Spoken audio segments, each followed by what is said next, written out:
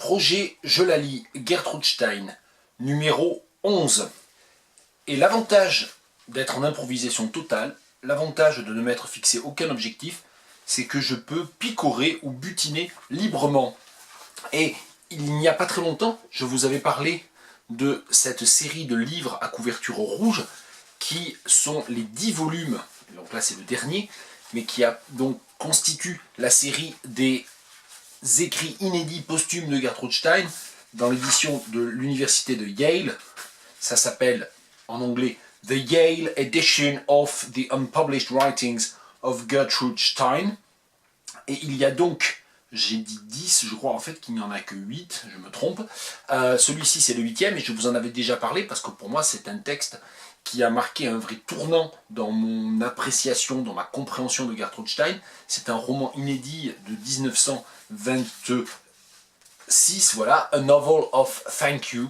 Et donc dans ce dernier volume des écrits inédits posthumes de Gertrude Stein, qui est principalement constitué par le texte de A Novel of Thank You, il y a aussi des textes brefs à la fin, 3 textes brefs, dont un s'intitule Prudence, Caution and Foresight, littéralement la sagesse, la prudence et foresight, le don d'anticipation, je ne sais pas très bien comment on dit ça, le fait de savoir anticiper, d'être prévoyant, voilà, la prévoyance, j'y arrive.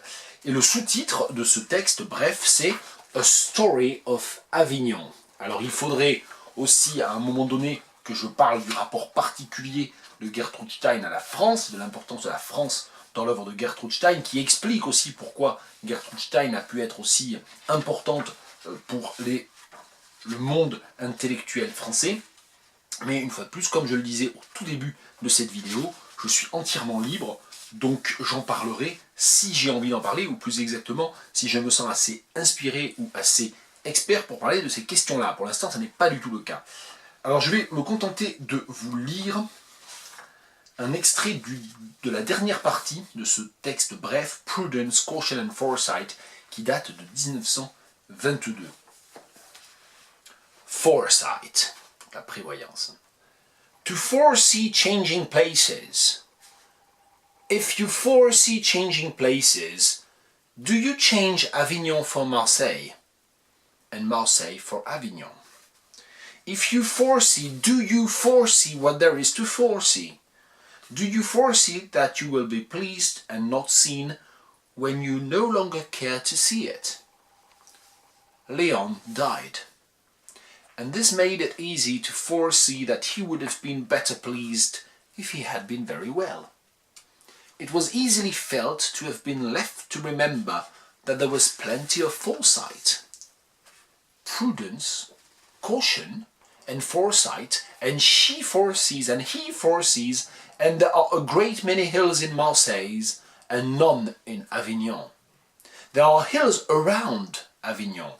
Avignon is a walled city, and the river is close to it.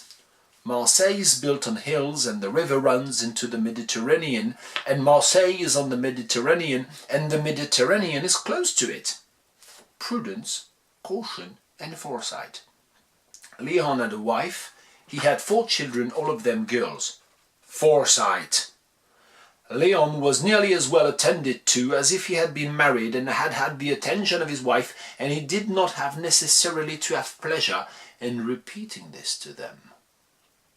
I foresee that he will see to this and to them. Now it is all changed. If you change that, and if you change that, you change this. And if they change this, they are not more than changed. He did not die to cry. Nor, indeed, nor did they hurry. You hurry where they hurry, and they hurry where he hurries. He does not hurry here and there. He did not hurry. And yet in his movements, he was very hurried in his movements, and in his ways he was hurried in his ways, and in his way there was nothing in his way. In his way he was very useful and proud and decisive. Ring again, pleasurable. How pleasurable? I foresee an added alarm.